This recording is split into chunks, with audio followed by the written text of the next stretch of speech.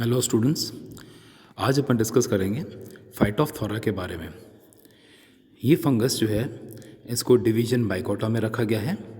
सब division Eumycotina, class Oomycetes, order Peronosporales, और इसकी जो फैमिली है that is Pythiaceae, and genus is Phytophthora, and the common species is infestans. तो Phytophthora infestans के बारे में आज अपन डिस्कस करेंगे। सबसे पहले इसकी अकरेंस, ये कहाँ पाया जाता है। इसकी करीब 75 से 80 स्पीशीज़ हैं फाइटोप्थोरा की, and they are more terrestrial and thus less dependent on free water for reproduction. Most of them live as parasites on flowering plants. ये जो होते हैं पैरासाइट्स की तरह अपना जीवन यापन करते हैं फ्लावरिंग प्लांट्स के ऊपर। Some are able to live as saprophytes, कुछ जो होते हैं वो सेप्रोफाइट्स की तरह भी पाए जाते हैं। One of the species Phytophthora infestans, it is of great economic importance and wide spread among the plants. It is called the potato blight organism. ये जो है फाइटोप्थोरा इन्फेस्टेंस जो आज अपन डिस्कस कर रहे हैं, वो जो है ये क्या करता है, it is called the potato blight organism. तो Phytophthora literally means a plant destroyer, plant को डिस्ट्रॉय करने वाला। It causes a serious potato disease known as potato blight और लेट ब्लाइट ऑफ पोटैटो। और ये जो डिजीज़ कॉज करता है that is the potato blight और the late blight of potato. The potato blight disease is either absent or occurs in a mild form in the plains because high temperature and drought which immediately follow the potato growing season kill the fungus in the soil and seed tubers stored at ordinary temperature.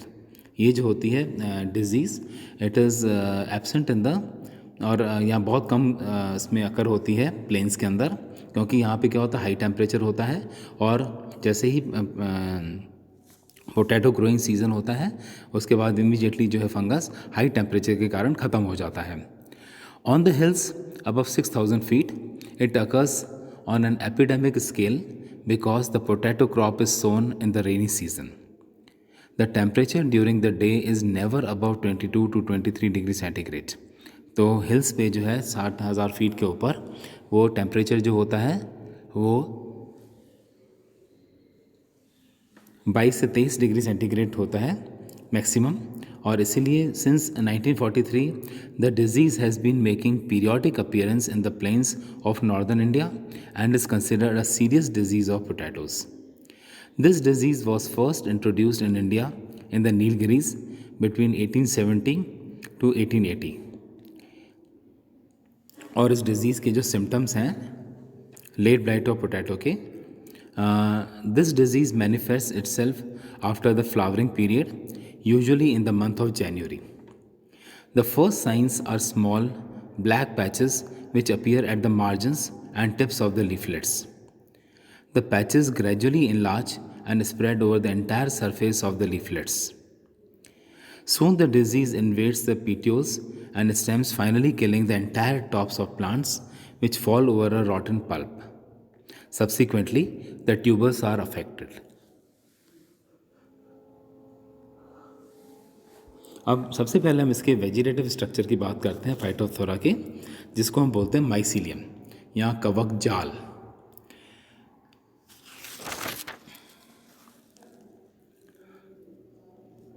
कवक जाल जो होता है इसका, it is profusely branched and consist of a septate hyaline profusely branched, cenocytic, moderately thick hypha of about 4 to 8 microns in diameter. इसका जो कवक जाल होता है वो ब्रांच्ड होता है, ए सेप्टेट होता है, इसमें सेप्टा नहीं होता है कवक जाल में, इसके हर हाइफा में हेलाइन होता है, ब्रांच्ड होता है, और सीनोसिटिक। सीनोसिटिक हाइफा वो होते हैं, सीनोसिटिक माइसीलियम वो होते हैं जिनके हाइफा में सेप्टा या पट नहीं पाए जाते, पटहीन होते हैं, और न्यूक्लियाई जो होते हैं वो डिस्पर्स्ड रहते हैं हाइफा के अंदर। इसको ऐसे माइसीलियम को बोलते हैं coenocytic mycelium. The hyphal wall is approximately 0.1 micron thick. It is electron transparent except for a thin electron dense outer surface. Glucans is the predominant material in the hyphal wall. Cellulose is minority component or even lacking altogether. The cytoplasm contains scattered nuclei. Scattered होते हैं, मैंने बताया आपको सिनोसिटिक mycelium है इसलिए इसमें पट नहीं होते हैं, और न्यूक्लियाई जो होते हैं वो स्कैटर्ड होते हैं, फैले हुए रहते हैं. डिक्टियोसोम्स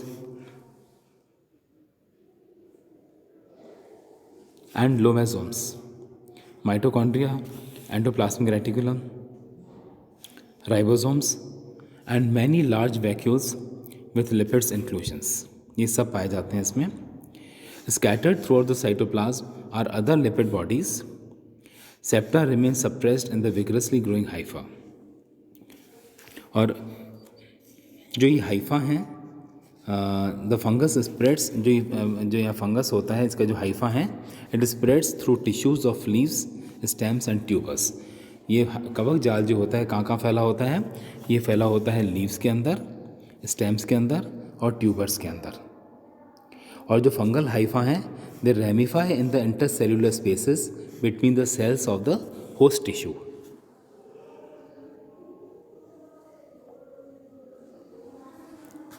जो फंगल हाइफा हैं वो क्या होते हैं? फैले हुए रहते हैं. कहाँ? इंटरसेल्यूलर स्पेसेस में पाए जाते हैं, सेल्स के बीच में. अगर हाइफा जो है तो सेल्स के बीच के अंदर वो फैला हुआ है, पाया जाता है, तो दैट इज़ इंटरसेल्यूलर हाइफा. और in addition there are hyphae that penetrate, transfers and eventually leave the cell. These are called as intracellular और इंट्रासेल्यूलर हाइफा. और वो क्या होते हैं? ट्रांससेल्यूलर बोलते हैं, इंट्रासेल्यूलर बोलते हैं अगर हाइफा जो होते हैं वो सेल के अंदर पेयर्स कर जाते हैं या अंदर पाए जाते हैं. The intracellular hypha emerge from the host cell into an intercellular spaces or directly into a neighboring host cell. The intercellular and transcellular hypha have similar ultrastructure. The fungal hyphae growing intercellularly bear haustoria.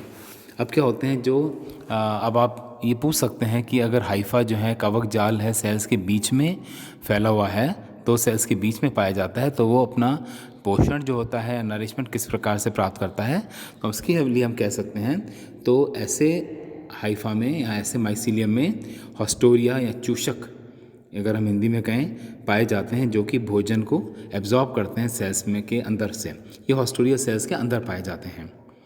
अब haustoria formation क्या होता है, कैसे होता है?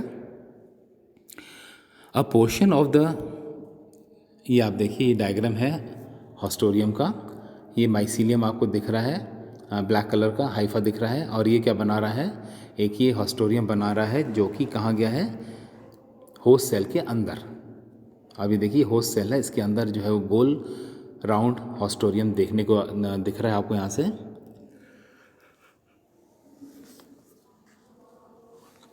The hyphal wall, और कैसे बनता है ये? The hyphal wall at the point of contact is thinned. The cytoplasm of the bulge contains many small vesicles. Other cell organelles are usually conspicuous by their absence. अब क्या होता है, ये जो हाइफा होता है वो होस्ट सेल के अंदर जाता है, and within the host cell the tip of the invading hypha enlarges into a club shaped absorbing organ called the head. तो जो हॉस्टोरियम है, singular is haustorium and when it is plural it becomes haustoria. तो जो haustorium है वो कैसे बनता है? माइसीलियम से बनता है, हाइफा से बनता है, और उसका जो टिप पार्ट है वो क्या हो जाता है? गोल हो जाता है, क्लब शेप्ड हो जाता है, जिसको हम बोलते हैं हेड. और जो narrow constricted region of the invading hypha जो है that is called as stalk और पेनिट्रेटिंग ट्यूब. ये आप देखिए दो पोर्शन दिख रहे हैं आपको हॉस्टोरियम के, हॉस्टोरियल हेड और उसकी स्टॉक, और इन दोनों को मिलाकर हम क्या बोलेंगे? Haustorium. Within the host cell the haustorium में रिमेन सिंपल और ब्रांच्ड. अब ये हॉस्टोरियम के अंदर भी क्या होता है? यहाँ सिंपल गोल क्लब शेप्ड होता है, या फिर वो ब्रांच्ड भी हो सकता है. The advancing tip of the invading Haifa causes invagination of the host plasma membrane. There are conflicting views with regard to the morphological features of various host parasite interfaces encountered.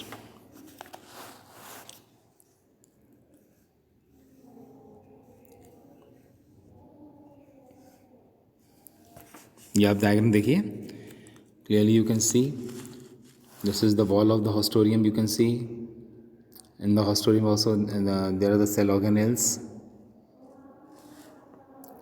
और जो ये haustoria हैं they are more commonly found in the tubers. जो आलू है उसके अंदर ज़्यादा पाए जाते हैं. And in severe cases of infection the entire plant above the ground is killed. वो पूरा का पूरा जो होता है वो मर जाता है. आप देखिए इसमें डायग्राम में होस्ट सेल वैक्यूल है, होस्ट सेल डिक्टियोसोम में सारे सेल ऑर्गेनल्स दिख रहे हैं आपको. Extra haustorial membrane you can see, host cell cytoplasm, host cell tonoplast, the covering of vacuole it is called as tonoplast, you can see in this.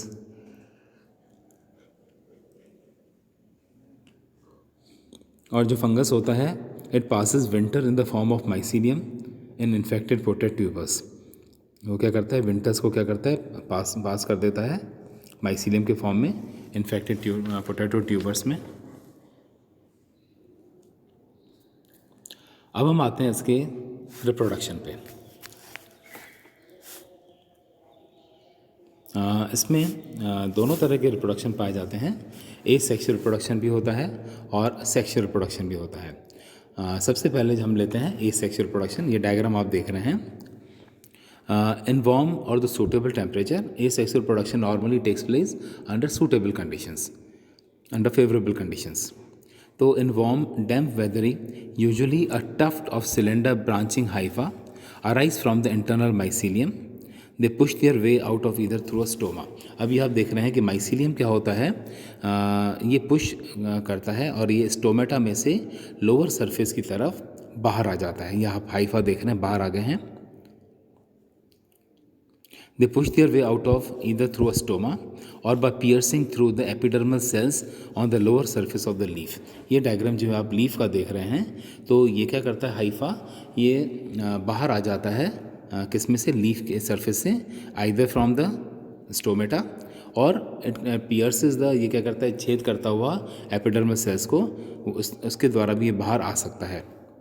In the case of the tubers के case में they push their way through the lenticels and injured portions of the skin. These aerial hypha are hyaline, freely branched and intermediate. ये आप देख रहे हैं diagram में, ये जो लंबे लंबे आप नीचे जो लटक रहे हैं, these are the hyphae freely branched. And these special hyphae are called as sporangiophores. इसको हम क्या बोलेंगे, स्पोरेंजियोफोर. स्पोरेंजियोफोर क्या होता है, it is the hyphae which produces spores. जिसके ऊपर स्पोर पाए जाते हैं, वो स्टॉक जो होती है एक बेस का काम करता है, that is called as sporangiophore. और इसको हम दूसरा नाम कोनिडियोफोर भी दे सकते हैं. आपने अपने पिछले क्लासेस में भी पढ़ा होगा, जिसके ऊपर कोनिडिया बॉर्न होते हैं, that is called as conidiophore. और इसी तरह से ये कोनिडियोफोर भी कह सकते हैं, या उसको हम स्पोरेंजियोफोर भी कह सकते हैं. फाइटोप्थोरा जो होता है, it differs from the other members of the family in having sporangiophores distinct from the somatic hyphae. ये जो होता है सोमेटिक हाइफा से जो स्पोरेंजियोफोर्स होते हैं उससे डिस्टिंक्ट होते हैं. और देखिए, each branch of sporangiophore bears a sporangium at its tip. Tip के ऊपर आप देखिए स्पोरेंजियम बनता है. It is thin walled, hyaline and lemon shaped. Lemon shape का होता है. And has a beak like projection और पैपिला एट इट्स टिप. इसके स्पोरेंजियम के टिप के आप ऊपर देखिए तो ये पैपिला लाइक है. यहाँ एक क्या कहते हैं, बीक लाइक प्रोजेक्शन होता है, चोंच की तरह. And the sporangium is formed by the inflation of the tip of the side branch of the sporangiophore. The multinucleate inflation is then cut off by a transverse septum as a sporangium. अब क्या होता है, जो mycelium होता है उसका nucleus, कई सारे न्यूक्लिय, क्योंकि सिनोसिटिक माइसीलियम है तो उसके टिप के ऊपर जो स्पोरेंजियम बनेगा उसके अंदर भी कई सारे न्यूक्लियाई पाए जाते हैं.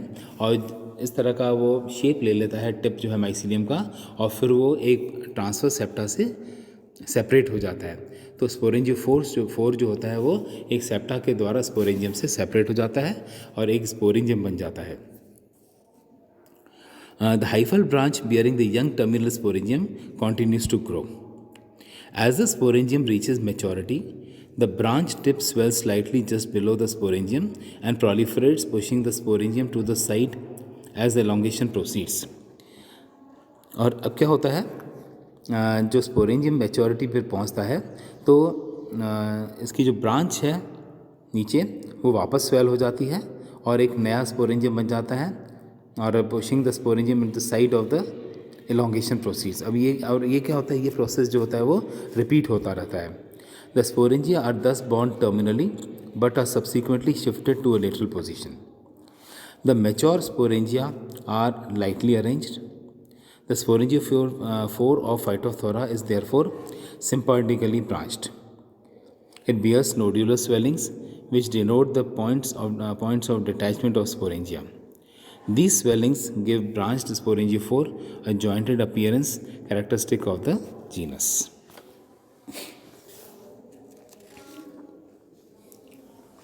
अब जो हम लेते हैं ये स्पोरेंजिया तो बन गए. अब इनका डिस्पोजल कैसे होता है, disposal of sporangia. The mature sporangium has a basal plug. It is hyaline, oval to elliptical, thin-walled spore sac. It has a small stalk and an elliptical papilla. The mature sporangia are readily detached. Wind, rain splashes, or contact with other leaves detach and spread or scatter the ripe sporangia on the leaves of other potato plants. They may also be washed into the soil. The sporangia lose their viability if they fail to germinate within a few hours. अब वो क्या होता है, जो sporangia होते हैं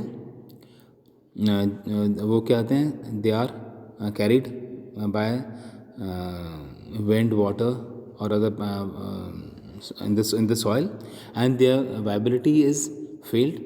अगर वो क्या फिर जर्मिनेट नहीं हो सकते अगर वो 4 से 5 घंटे में विदिन अ फ्यू आवर्स वो जर्मिनेट नहीं होते हैं, उनको प्रॉपर होस्ट नहीं मिलता है. फिर स्पोरेंजियम का जर्मिनेशन अगर हम देखें